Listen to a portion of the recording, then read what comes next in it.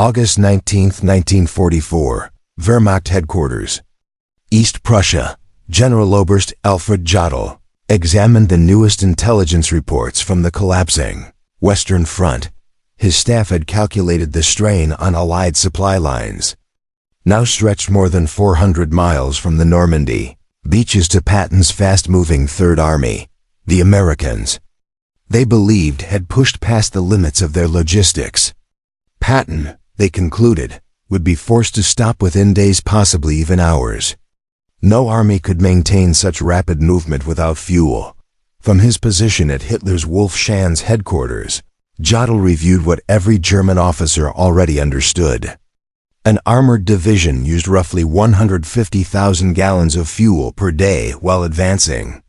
The Americans were now 400 miles away from their main depots. The conclusion seemed unavoidable. Patton's Third Army would soon stall, giving the Wehrmacht time to regroup along the Seine, and perhaps hold the line until winter. What Jodl could not know was that 125 miles away, 5,958 trucks were already pushing east in a continuous convoy, headlights shining despite standard military rules. They carried 12,500 tons of supplies every 24 hours. This was the Red Ball Express, a logistics effort so bold that German military doctrine had never imagined it possible. It was about to overturn every assumption the German command had about mechanized warfare. Within 72 hours, Patton's supposedly stranded tanks would break through German defenses along the Seine. Within a week, they would enter Paris. Within a month, they would stand at Germany's border. The Wehrmacht's most experienced strategists were about to witness a lesson in American logistics that would reshape their understanding of modern war. It was carried out by 23,000 truck drivers, 75% of them African American, who turned a one-direction road network into the most efficient military supply route ever built. German confidence in an American logistical collapse came from decades of military experience and recent battlefield results. The Wehrmacht had developed blitzkrieg, transformed combined arms warfare, and understood the weight of supply lines better than any army in the world. Their own operations had stalled many times when logistics failed to keep up with battlefield success. In Russia, the German advance had faltered not from initial Soviet resistance, but from the inability to sustain forces over vast distances. Trucks failed on poor roads. Horse-drawn wagons, still 80% of German transport, could not keep pace with armored formations. Differences in rail gauge meant supplies piled up far behind the front. General der Panzertruppe Heinrich von Luttwitz, who would command the 47th Panzer Corps in September 1944, wrote in July, "The Americans face the same logistical limits we faced in Russia. Their mechanical advantage becomes a burden. Machines need fuel, ammunition, spare parts. They have moved 400 miles in 30 days. History shows what comes next: paralysis." German intelligence closely monitored American usage rates. A Sherman tank burned about half a mile per gallon on roads, worse off-road. An infantry division needed around 700 tons of supplies per day. An armored division required 1,000 tons. Patton commanded 12 divisions across a 60-mile front. The numbers seemed absolute: 12,000 tons per day, hauled over 400 miles from the beaches on damaged roads through a transport network the Germans had tried to destroy during their retreat. Generalmajor Siegfried Westphal, who would become Chief of Staff to Field Marshal von Rundstedt in September, calculated on August 20th, even if the Americans had unlimited trucks, which they do, not perfect roads, which they do, not in zero mechanical failures, which is impossible, they still could not maintain Patton's pace for more than 48 hours. Physical limits cannot be ignored, not even by American industry. At 2 p.m. on August 25, 1944, inside a requisitioned French chateau near Le Mans, Lieutenant Colonel Lauren Ayers of the Motor Transport Service faced a room filled with doubtful officers. Their figures were clear. Patton's Third Army was consuming supplies faster than any force in history, moving at speeds no logistics plan had ever anticipated. Traditional supply methods, rail transport, scheduled convoys, and depot-to-front distribution collapsed under the growing strain. At that point, planners announced a new solution. We're going to build a one-way highway from Cherbourg and the beaches straight to the front. Every vehicle will run 20 hours a day with no stops except for fuel or emergencies. Our minimum target is 12,500 tons daily. The name came from railway terminology. A red ball shipment meant express cargo that overrode all other priorities. The new Red Ball Express would follow the same rule. Absolute priority. No delays, no exceptions. Its technical plan directly contradicted German military doctrine. Two parallel one-way routes, one for loaded trucks moving forward, one for empty trucks heading back. Operations would run 24 hours a day with headlights on, abandoning blackout rules. There would be no stops except for fuel or mechanical breakdowns. Convoys would move every 5 minutes, keeping a 35 mph average. Mobile repair units would sit every 50 miles. While military police checkpoints removed any vehicle dropping under 25 miles per hour, Colonel Charles O. Thrasher, leading the advanced section of the communications zone, reviewed the projected requirements. We need 140 truck companies and at least 5,958 vehicles running at 90% availability. No logistics manual says this is possible. Yet within 36 hours, the impossible became operational.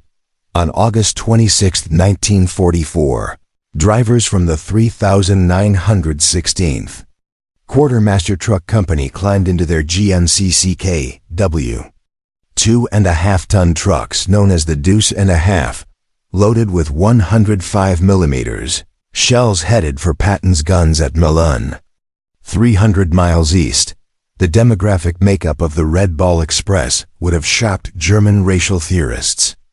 Of the 23,000 drivers who eventually ran the route, roughly 75% were African American soldiers serving in a still segregated army. These men, who were barred from white restaurants and facilities in much of the U.S., kept some of the most famous white commanders supplied and moving. Within hours, the drivers formed their own culture. They painted slogans on their trucks: Patton's Blood Bank, Hitler, Here We Come, and Detroit to Berlin Express. They developed their own operating rules. Slower trucks pulled aside immediately. Disabled vehicles were pushed into ditches, and anything dropping under 20 miles per hour was considered an obstruction. By August 28th, German reconnaissance units began reporting something completely new.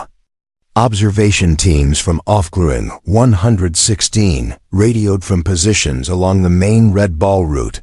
Continuous vehicle column. Headlights visible for 20 kilometers. No spacing, no blackout. Estimate: 1,000 vehicles per hour. Americans have abandoned all military caution. This broke every principle of German doctrine. Headlights at night invited air attacks. Continuous columns made ideal artillery targets.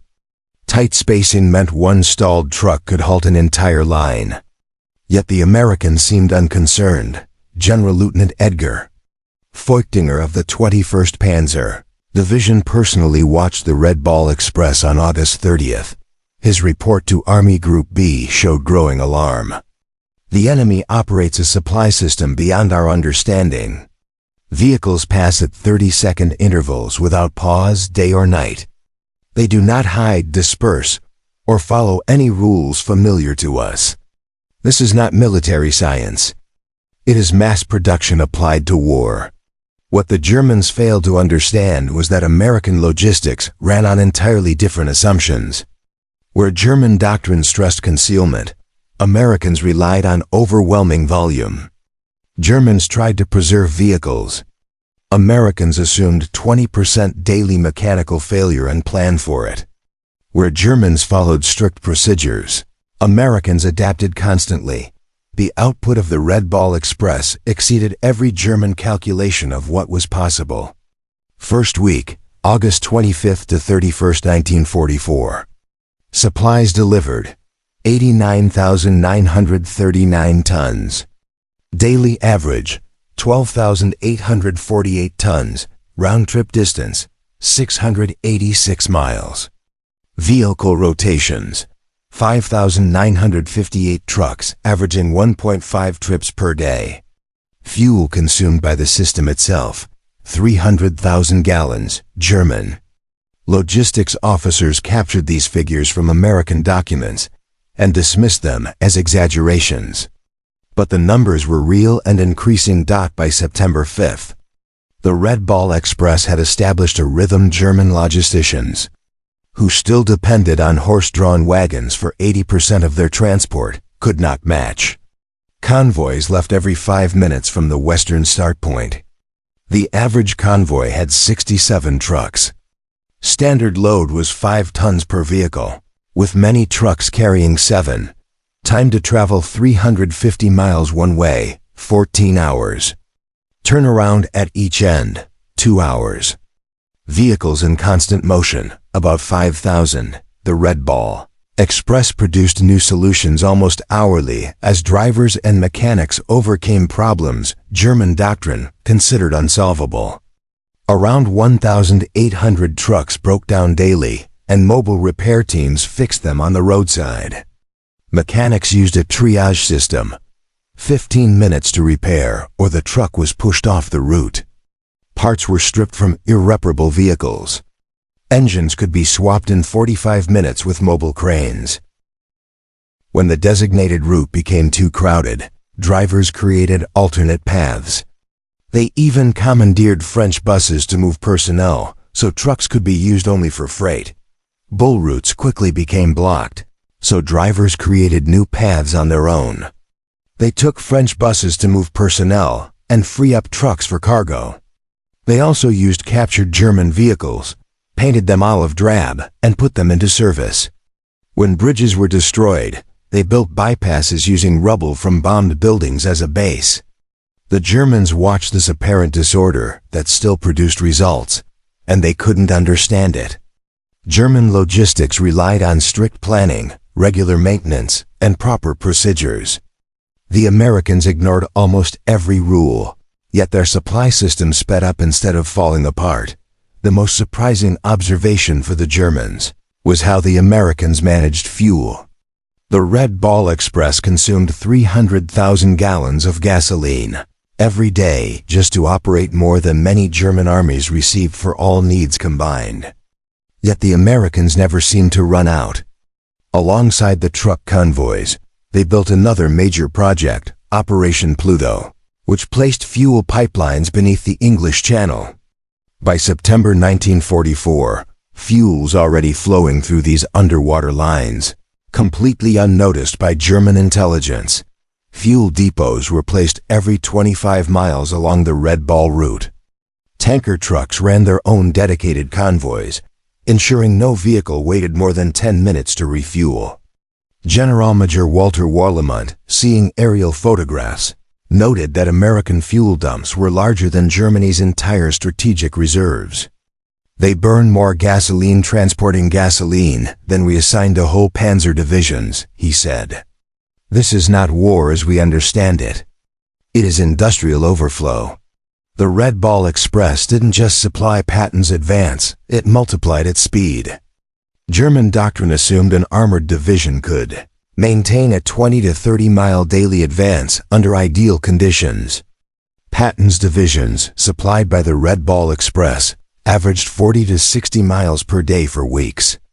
On September 1, 1944, the 4th Armored Division advanced 35 miles in the morning, paused for resupply at noon where Red Ball trucks were already waiting, and then advanced another 32 miles in the afternoon. This 67-mile single-day push shattered German planning, which assumed no force could exceed 30 miles per day, Generaloberst Heinz Guderian, reviewing the reports from East Prussia, at first dismissed them. No armored force can advance 60 miles daily for a week. Mechanical failures alone would prevent it. This must be propaganda or misidentification. But intercepted American radio traffic confirmed the speeds. Even more alarming, the Americans were broadcasting positions openly, without codes. Fully confident they could move faster than German units could respond. By September 5, 1944, German intelligence had assembled detailed reports on the Red Ball Express. The conclusions were disastrous for Wehrmacht planning. Every assumption about American ability had to be revised. The reports contained observations that challenged German military logic. Americans discarded vehicles freely, abandoning damaged trucks instead of repairing them. Drivers used stimulants and worked for days at a time, breaking every rule of personnel management. There was little camouflage, leaving the system open to air attack, but the attacks never came. Mechanical breakdowns reached 30% daily, yet the sheer number of trucks overwhelmed the failures. Fuel use was so extreme that would have bankrupted any European military. Field Marshal Walter Model's reaction showed how desperate the situation had become. If these reports are true, we are facing not just a stronger army, but a stronger civilization. They do not hide because they do not fear us. They waste resources because they have more than we can imagine. We cannot fight this with military tactics. The Red Ball Express drivers paid a personal price the Germans could not see from their reports. Many drove for 72 hours straight, suffering hallucinations from exhaustion and benzodrine. Accidents killed 300 drivers during the Red Ball's operations. Trucks crashed in fog, rolled over on damaged roads, or burned when overheated engines caught fire. Yet morale stayed remarkably high. Most of the drivers were African Americans, denied equal rights at home, but fully aware they were part of history. Every mile traveled and every load delivered disproved Hitler's racial theories. Captured German officers later spoke openly about the impact of the Red Ball Express. Oberst Hans von Luck, taken prisoner in September 1944, told interrogators, "We knew we had lost when we understood your supply system.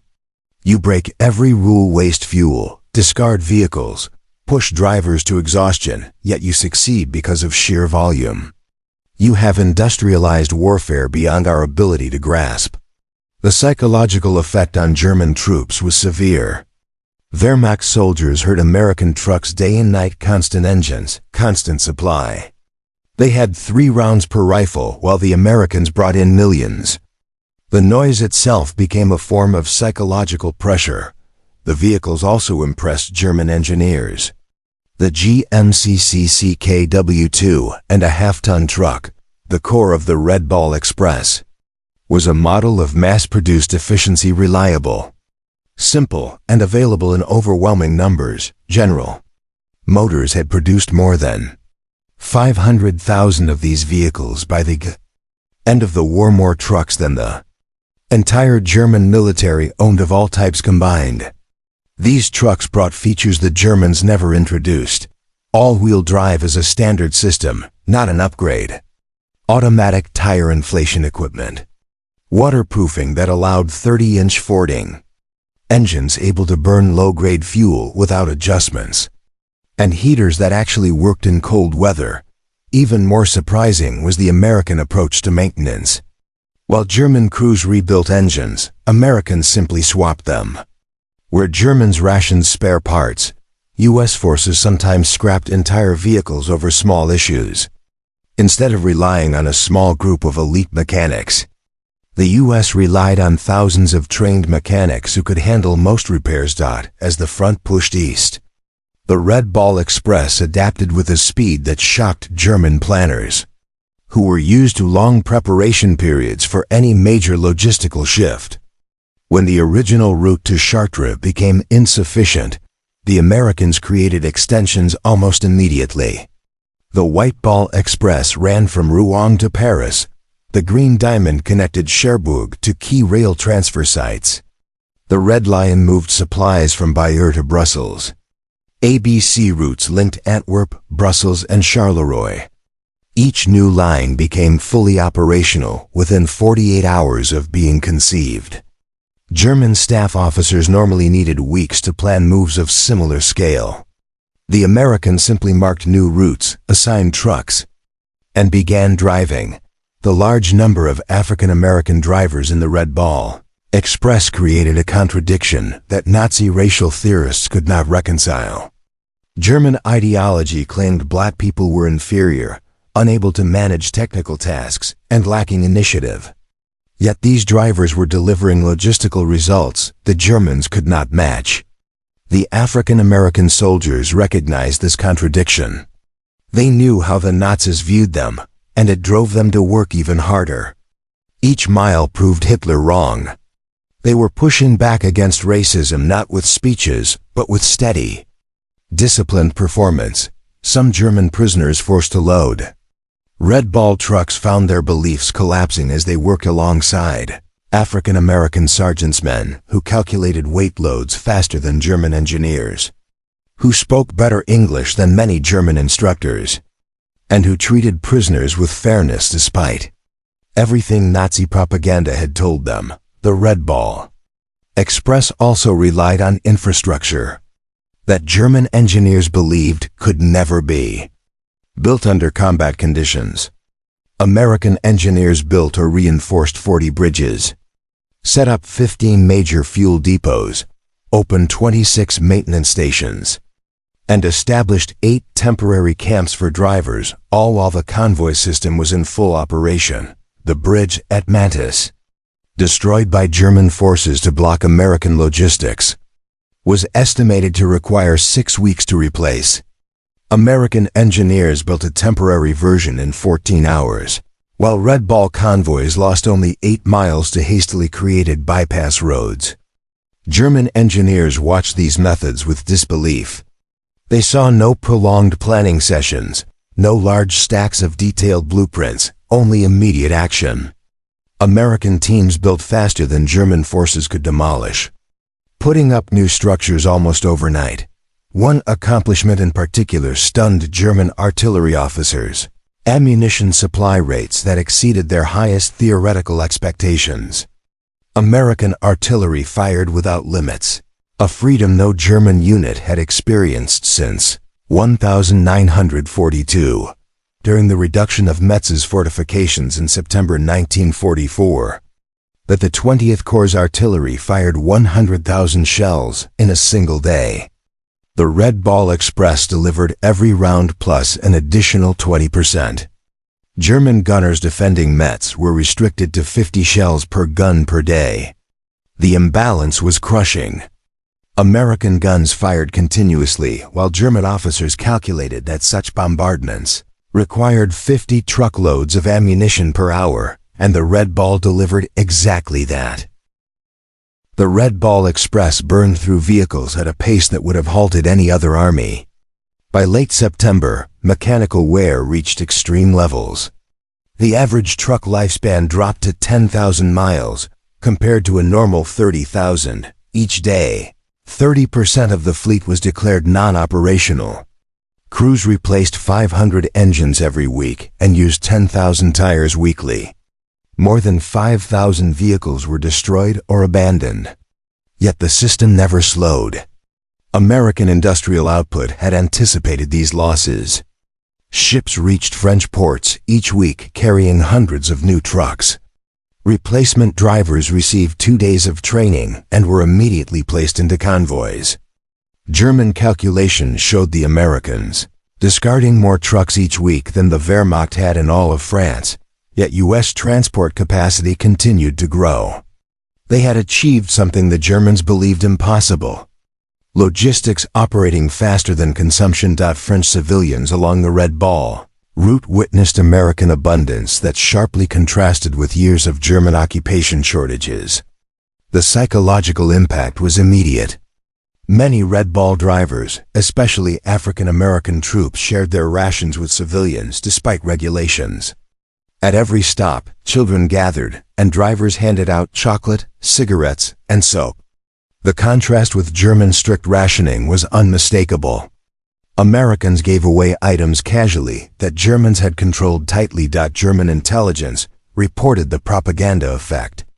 French civilians now considered American victory inevitable. They pointed to the endless truck convoys as proof. Resistance activity increased 400% along Red Ball routes. A population that had tolerated German rule now actively opposed it. In early September 1944, the Red Ball Express reached its hardest test. Patton's Third Army had advanced so far that even the Red Ball could barely keep pace. The round trip stretched beyond 700 miles. Drivers were exhausted, vehicles were breaking down, and German intelligence noticed the pressure. General der Panzertruppe Hasso von Manteuffel wrote on September 8, "American supply lines show signs of collapse. Convoy intervals have widened from 5 to 15 minutes. Vehicle speeds have dropped. This is our chance."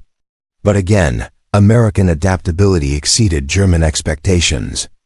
Within 72 hours, the Red Ball Express reorganized. They created intermediate transfer points, limited individual runs to 350 miles, set up rotating driver systems, built forward maintenance bases, and increased the number of vehicles in service. By September 12, supply deliveries had actually grown. A crisis that should have stopped the entire system ended up strengthening it. Alongside the Red Ball Express, the Americans added another logistics method the Germans believed could never work: large-scale aerial supply. C-47 transport aircraft began flying essential materials straight to frontline units. Each plane carried about 3 tons. On September 16, 1944, Wehrmacht observers counted 900 transport flights in a single day, bringing in 2,700 tons by air. At its peak, the Luftwaffe had managed only 300 tons a day at Stalingrad, and considered that its limit. The Americans used transport planes the same way they used trucks: no concerns about fighter escort, no strict fuel restrictions. They accepted losses and overcame them through sheer quantity. The Wehrmacht simply could not compete with this industrial scale. The Red Ball Express also worked under command principles that clashed with German military thinking. Junior American officers made decisions normally reserved for generals in the Wehrmacht. Sergeants ran operations larger than those handled by German colonels. This decentralized system confused German observers. American logistics seemed to operate with little central control. Every lieutenant acted as if he were a general, every sergeant as if he were a colonel. By German standards, this should have caused disorder. Instead, it delivered efficiency the Wehrmacht could not match under its rigid hierarchy. By October 1944, advancing rail lines began reducing the need for the Red Ball Express. What was supposed to last only 10 days continued for 82, moving 412,000 tons of supplies across 122 million ton miles. German commanders, now fighting near their own borders, considered what they had seen. Field Marshal Model wrote in his final report, "We were not defeated primarily by American tanks or planes. We were defeated by American trucks." The Red Ball Express demonstrated that in modern war, logistics functions as strategy. Switching back to rail transport was impressive on its own. American railway engineers rebuilt 1,000 miles of destroyed French railways while the Red Ball was still operating. They laid new track faster than the Germans could destroy it, often using captured German equipment. The final Red Ball Express figures exceeded every German estimate of what was possible. Over 82 days, it delivered 412,193 tons of supplies, traveled 222 million ton miles, operated an average of 5,958 vehicles with a peak of 7,000, employed 23,000 drivers, burned 700,000 gallons of fuel daily, moved 40,000 tons of ammunition for Patton alone, carried 15 million rations. and transported 135,000 tons of medical supplies. Reviewing these numbers in captivity, German officers admitted they had measured American capability using European standards. They had taken their own best performance, multiplied it by 3, and assumed that was America's upper limit. Their calculations were off by a factor of 10. Beyond the massive volume of supplies, the Red Ball Express achieved something deeper. It shattered German confidence in their own military superiority. Wehrmacht officers who once saw Americans as soft and overly dependent on machinery watched those same Americans carry out logistics tasks that seemed impossible. Powered by determination and industrial capacity, German prisoners stood quietly along camp fences, counting the long line of Red Ball trucks rolling past. Some cried. They understood what it meant, not only that Americans could sustain their forces, but that they could afford to waste more than Germany could create. They saw their worldview falling apart, one truck after another. The Red Ball Express also forced the American military to confront its own racial contradictions. The system relied heavily on African American soldiers who remained segregated, denied equal treatment, and kept out of combat roles. When General Eisenhower visited Red Ball operations in September 1944, he saw this conflict directly. His aide, Captain Harry Butcher, wrote, "The general watched black drivers who had been working for 20 hours straight. He said, 'These men are winning the war as surely as any infantry. We need to rethink many things.'" The success of the operation created pressure for change that helped lead to desegregation 3 years later. African American soldiers proved in France what they had always known. When given resources and responsibility, they could match any unit. For them, the Red Ball was their battlefield, and they excelled. German racial theorists struggled to reconcile this outcome. SS racial publications stopped mentioning American logistics entirely. The evidence was too strong to ignore and too damaging to accept. After the war, German military engineers studied Red Ball operations closely. The lessons reshaped global logistics thinking. Volume compensates for inefficiency. Mechanical redundancy prevents collapse. Decentralized command creates speed.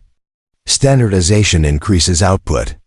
Human endurance has limits, but those limits are far higher than assumed. In 1950, General Franz Halder, former chief of the German General Staff, wrote, "The Red Ball Express showed that logistics drives strategy, not the other way around." Americans understood this. We learned it too late. Among the 23,000 Red Ball drivers, many individual stories of dedication emerged, stories the Germans struggled to understand within their own military culture. These accounts were confirmed in official records.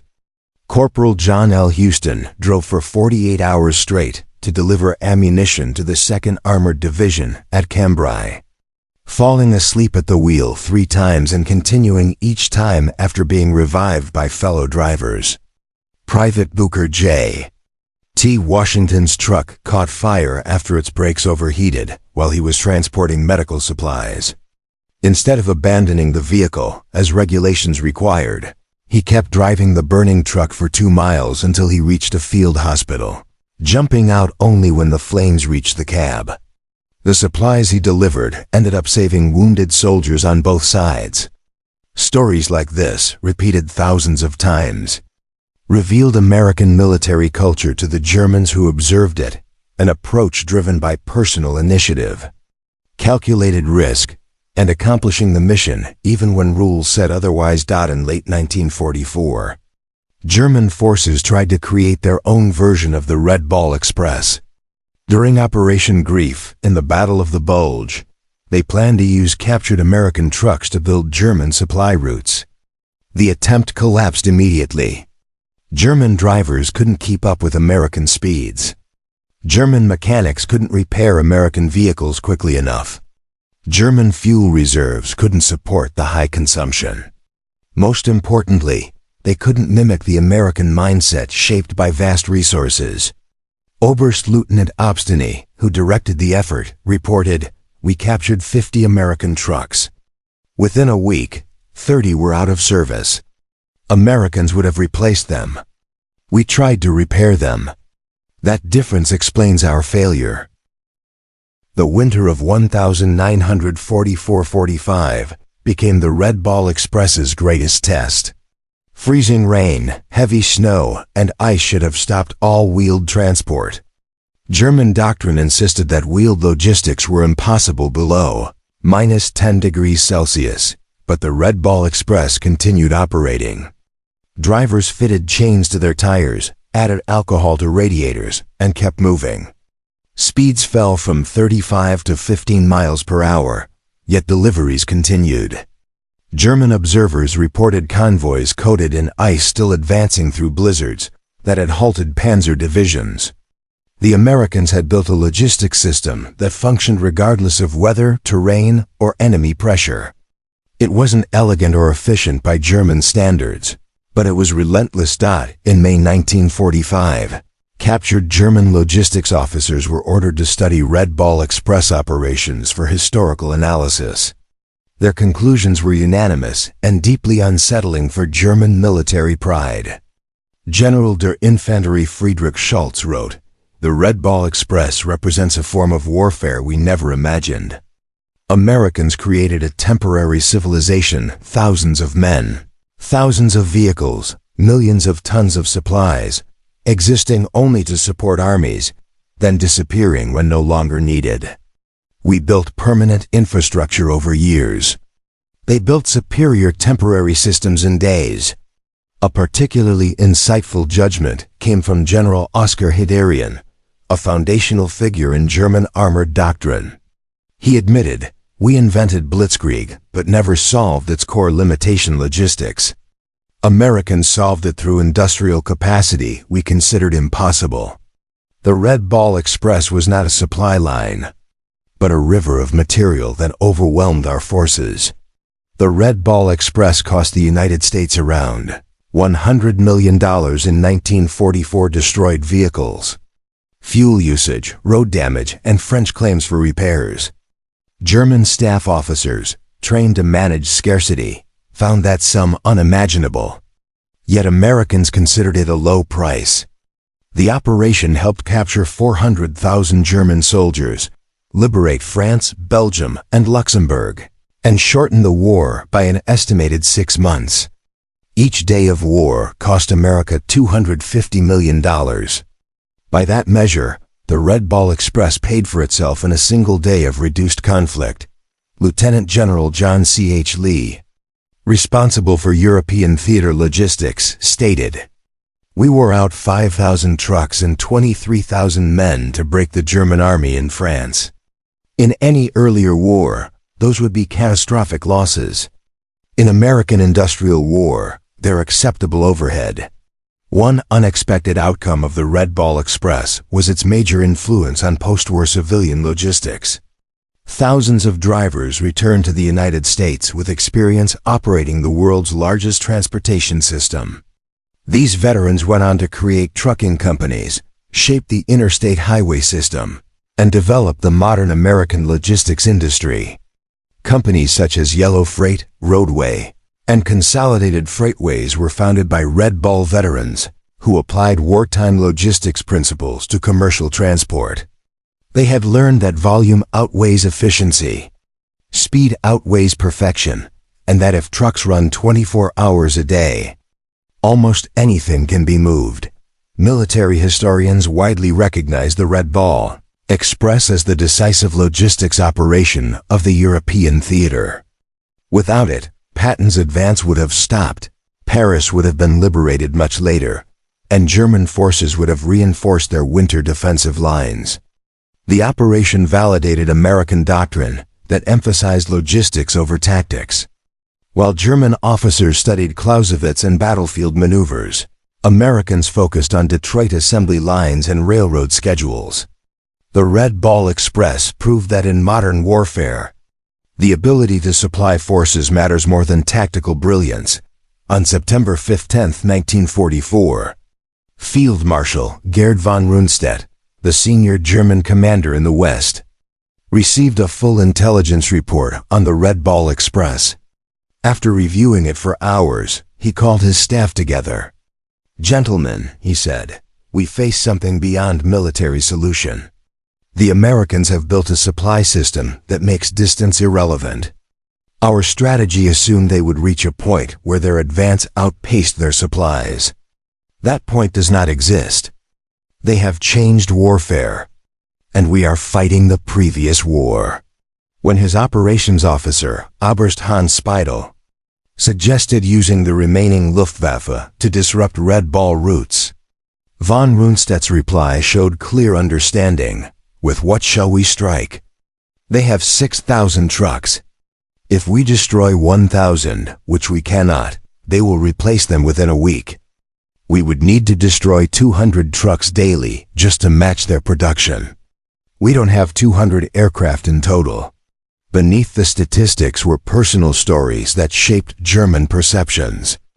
Drivers who had gone 3 days without rest, refusing to stop because their trucks might not reach the destination otherwise. Mechanics working in freezing rain to keep convoys moving. Teenagers overstating their age to qualify as drivers. These stories, repeated throughout the operation, created an image that demoralized German troops. The Americans were not soft, as propaganda insisted. They pushed themselves harder than Germans drove their horses, but did so by choice, not from fear. This made them more dangerous than German doctrine expected. The Red Ball Express became a form of unintended propaganda. More effective than anything deliberately produced, German soldiers could hear the convoys at night, an endless line of engines that never seemed to stop. The noise itself became a form of psychological pressure. German units even reported hearing ghost convoys, sounds that lowered morale as effectively as real supply movements. Knowing that the Americans had steady and overwhelming supplies, while German troops rationed their final rounds, created a sense of hopelessness that weakened their fighting ability. American psychological warfare teams understood this effect. They began broadcasting truck engine sounds toward German positions when no real convoys were nearby. German units reported these phantom convoys as genuine, showing how deeply the Red Ball Express had affected their mindset. In November 1944, once rail lines were partly restored, the Red Ball Express was officially shut down. But its methods had permanently reshaped military logistics. The idea of continuous, high-volume supply, costly but effective, became a core part of American military doctrine. Another innovation was the speed at which the operation ended. An entire system of 23,000 men, 6,000 vehicles, and hundreds of facilities disappeared within 72 hours. Troops were reassigned, vehicles redistributed, and routes returned to civilian traffic. By contrast, Germany often needed months to create far smaller operations and years to shut them down. The American approach was straightforward. Build what was needed, use it fully, discard it, and build something better. When German commanders surrendered in May 1945, many specifically mentioned the Red Ball Express as proof that further resistance was pointless. General der Panzertruppe Hans von Manteuil stated during his interrogation, "When we understood your logistics capacity, we knew the war was lost. You could supply armies faster than we could destroy them." The Red Ball Express was a weapon we could not counter. Field Marshal Albert Kesselring, one of Germany's most skilled commanders, was asked what surprised him most about American forces. His response was simple: not the tanks, not the aircraft, but the trucks. The Red Ball Express revealed that America had turned its entire industrial base into a military asset. Germany found itself fighting American factories, not just American troops. The final statistics of the Red Ball Express remain a record of American industrial warfare at its peak. Total cargo delivered, 412,193 tons. Total distance covered, 122 million ton-miles. Trucks used, 5,958 daily, with peaks of 7,000. Total drivers, 23,000. Total operating days, 82. Fuel consumed, 57 million gallons. Tires used, 180,000. Vehicles lost, more than 5,000. Cost, $100 million. German divisions defeated through supply. Advantage, 47. Estimated reduction in war length, 180 days. These figures tell a story that goes beyond military operations. They mark the point when modern warfare shifted, when industrial power became more decisive than tactical skill, and when logistics shaped strategy rather than simply supporting it. In 1994, for the 50th anniversary of D-Day, the United States Postal Service released a commemorative stamp honoring the Red Ball Express at the National Postal Museum in Washington, D.C. The ceremony acknowledged an operation often overshadowed by frontline battles, but equally crucial to Allied victory. Veterans who attended expressed pride in a mission that showed how American manufacturing strength and personal dedication could overcome severe challenges. They drove through fatigue, mechanical issues, and harsh weather that halted armored units. Most were black soldiers, segregated, discriminated against, and overlooked during the war, yet they delivered success at a steady 35 miles per hour. The Red Ball Express proved that in modern warfare, logistics is not simply support, it is the central effort. The operation showed that an industrial democracy could mobilize resources on a scale that a rigid authoritarian system could not match. German commanders who once dismissed American logistics were confronted by 6,000 trucks delivering 12,500 tons daily across 700 miles of newly liberated French territory. They assumed the Americans would follow European traditions, save resources, move slowly. Instead, the United States produced a logistical surge that overwhelmed German forces with sheer abundance. The success came not from theoretical brilliance, but from traits the Germans underestimated: industrial capacity, mechanical skill, improvisation, and most of all, the initiative of individual soldiers who made decisions on the road that, in the Wehrmacht, would have required approval from the highest command. In his memoirs, General George S. Patton, whose Third Army relied heavily on the Red Ball Express, offered the highest praise. The truck drivers of the Red Ball Express deserved as much credit for the defeat of Germany as any combat unit. They drove through exhaustion, through mechanical failure, through weather that stopped armor. Without them, the Third Army doesn't move. Without movement, we don't win. They were black soldiers, mostly segregated, discriminated against, denied recognition. But they won the war as surely as any rifleman. History must record this truth. That truth became the lasting legacy of the Red Ball Express. 23,000 mostly African American drivers, operating 6,000 trucks on a one-way highway, achieved what German military theory declared impossible. They supplied advancing armies faster than expected, kept momentum even when exhausted, and showed that in modern conflict, the side with more trucks can defeat the side with better tactics. German generals had once mocked American logistics as wasteful and unsustainable. Yet 82 days later, they surrendered to forces maintained by the Red Ball Express. They finally understood that American trucks had defeated German tanks, that industrial strength had outmatched military expertise, and that logistics had become strategy. The Red Ball Express officially ended on November 16, 1944. But its influence echoed across military history. It demonstrated that in the industrial age, victory goes not to the bravest troops or the smartest generals, but to the nation that moves the most supplies the fastest and the farthest.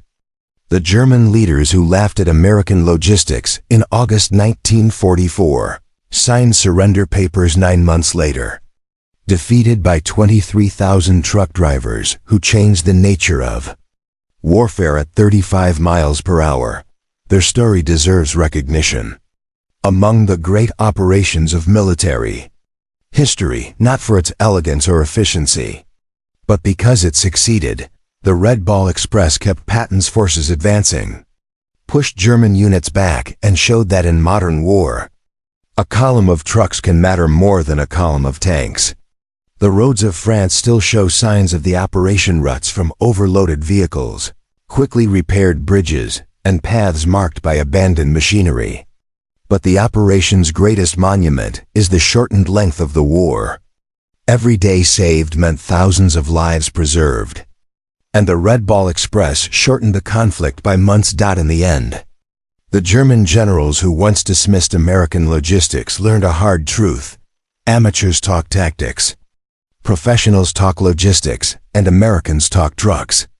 The Red Ball Express was America, speaking loudly through the roar of 6,000 engines that ran without pause, carrying the weight of democracy and destruction at 35 miles per hour, along a one-way road to victory.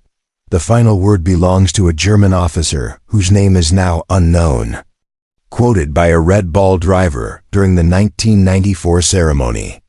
Standing beside a roadside in Belgium, watching the endless line of American trucks, the officer said in accented English to his captors, "We prepared for everything. Your tanks, your planes, your ships. We never prepared for your trucks. How do you defeat an enemy who has more trucks than you have soldiers?"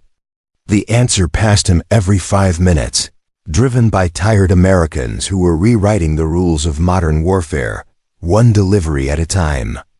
The Red Ball Express turned logistics into strategy, supply into victory, and trucks into one of the most decisive tools of the European war. The German generals stopped laughing once they understood this, but by then Patton was already near their gates, supplied by the greatest logistics operation in military history.